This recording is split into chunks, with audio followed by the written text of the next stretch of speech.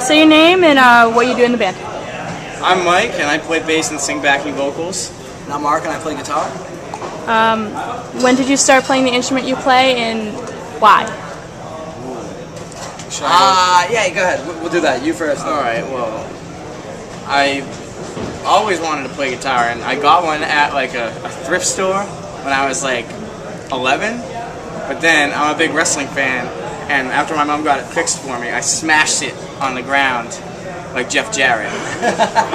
And then I got my first like real instrument. I got the bass guitar when I think it was my 13th birthday or 14th birthday, and I've been playing bass and guitar ever since. Similar, except without the smashing. I got my first guitar when I was 11.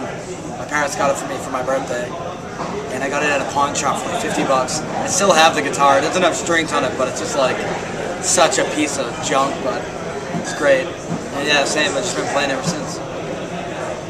What's the meaning behind the band name A Loss for Words?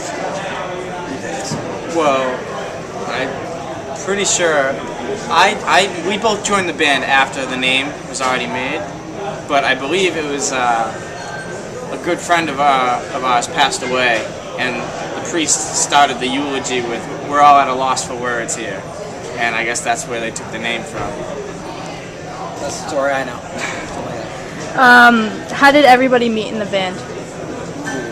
Well, Matt, myself, and Mike are all from the same town. Yeah, and I played soccer with his little brother since I was like 8 years old. That's funny. Yeah, it is funny. And then, and the previous lineup in this band, Danny, he was also in Lines, played guitar, and Steve and our old drummer we were all from the same town. We were all in local bands, like high school bands, and eventually like the bands that would break up because people were going to school and stuff, and all the people who still wanted to pursue music as a career kind of gravitated toward each other, and that's just how it happened. What's this tour? How's the tour been so far? The tour's been really good. Definitely a little weird with a pop punk band on this tour. Yeah, it's all heavy bands except for us, but all the bands are great. The guys are great. There's 49 of us on this tour, and a lot of times with a tour like this, personalities clash and people don't get along, but everybody on this tour has been rad, and we've been having a really, really good time with everybody. Yeah. And the shows have been really pretty awesome too. What's your favorite show been so far? On this tour? Yeah. We can't include tonight, because tonight will probably be it.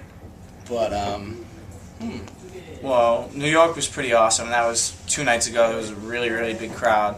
And Las Vegas was awesome, just because it was Las Vegas, and we went out and we hit the Strip after, and it was Maddie's birthday, and we had a really awesome time that night.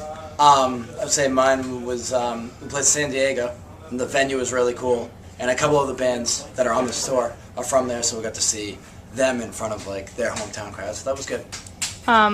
If you could change one thing about A Loss for Words, what would it be?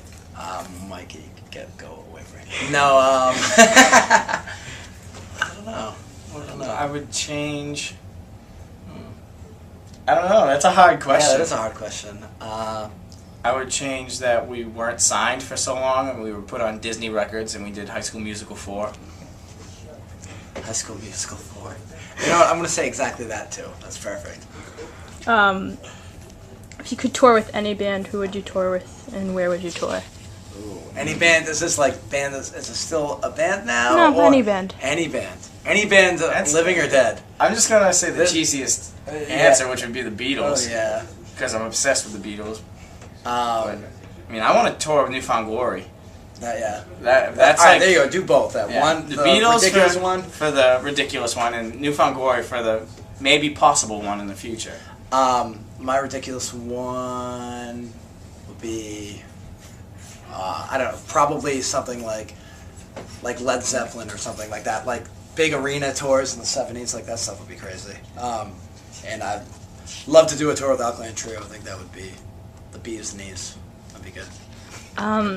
What was it like after 10 years of being a band, being signed? It was like, for me, it was like, finally we're getting recognition for all the hard work that we've been putting in for so long.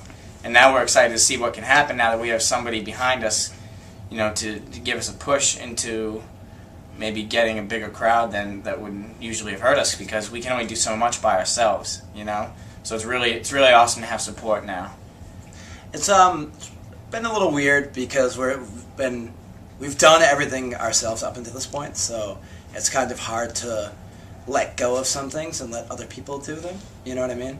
It's kind of hard, especially like on when you're so used to just doing, I don't know, the business end of it. It's kind of like, oh, you want to book shows now? Like, no, we've been doing that for that kind of thing. You know what I mean? But it is nice to have somebody else doing that stuff for us. Though. It's weird, but it's nice. Yeah. Do you remember what you were doing when you found out you were getting signed? We were on tour. It wasn't that long ago, right? I don't think was I even on that tour? Yeah, no, it was the Streetlight. Oh, you mean? Oh, that was when we announced it. Yeah. When we were talking to them. His ex-girlfriend is the one that told me about it. That's right. I was at a bar and I saw his ex-girlfriend at a bar, and she's like, "Mikey, give me a hug! Congratulations!" That's right. I forgot about that. And I go, "What are we congratulating me about?" And she goes, "Shh, I won't tell anybody." And I was like, "I still don't know what the hell you're talking about." She's like, "You guys are signing a record deal." It's like, oh, nice to know. He got pissed, but we wanted it to be like a fun thing that we came home and told him about, and then whatever. Sorry. And it totally backfired. Yeah, it happens. You bastards. Sorry. What's your favorite A Lost for Words song in general, and what's the favorite song to play live? Ooh. I think Wrightsville Beach is the funnest song to play live. Because, originally it was an acoustic song, but we turned it into a full band song, and it's really upbeat, and it's fun to just jump around to. And I think that's probably my favorite song that we've written, too. Wow.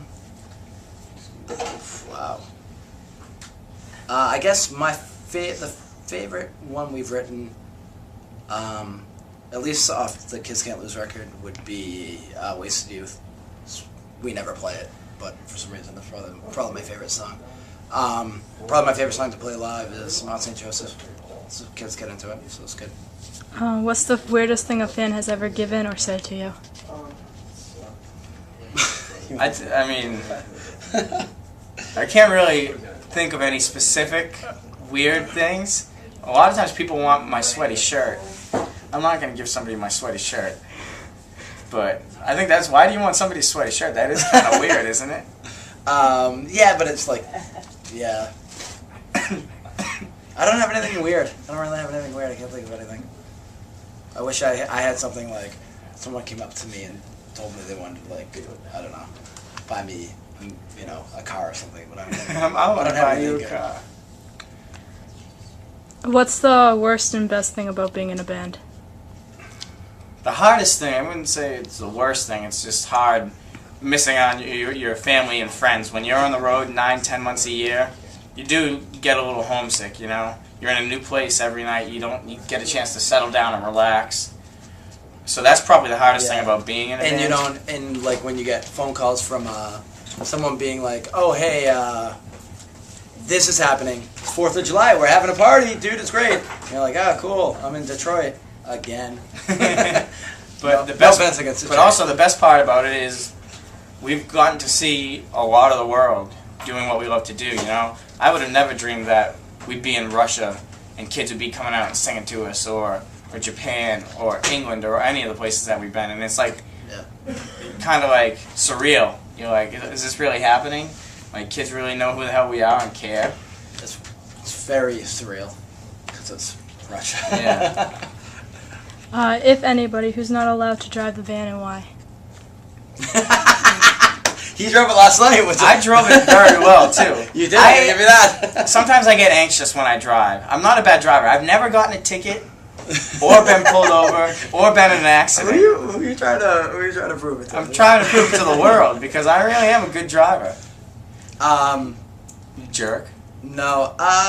It's not a matter of, like, who's not allowed to drive. Like, some bands do it. Like, Vanna does it. They do, like, shifts. Like, everybody has to drive.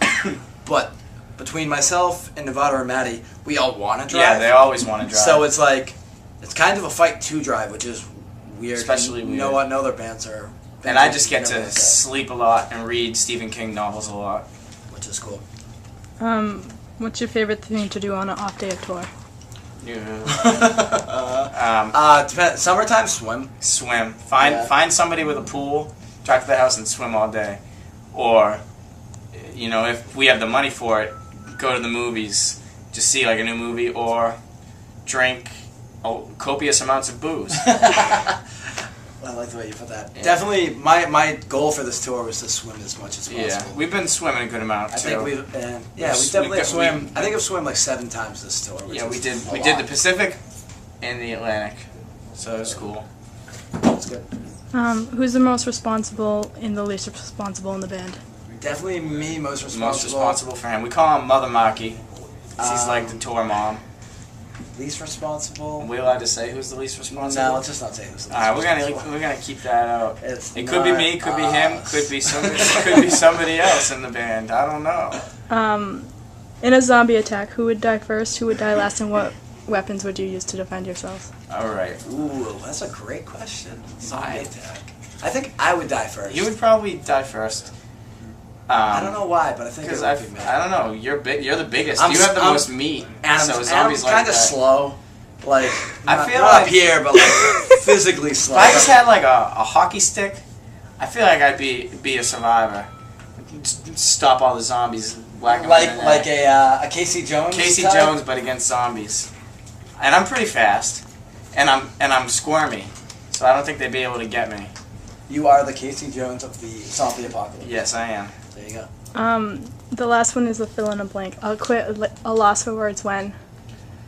Say again? I'll quit a loss for words when I'm 43 years old and I'm still making $5 a day. I'll quit a loss for words when The Edge dies and U2 needs another guitar player. That's why that bad. Links to Facebook, Twitter. Twitter.com/aloss4words and Facebook.com/aloss4words with the FOR. What else is there?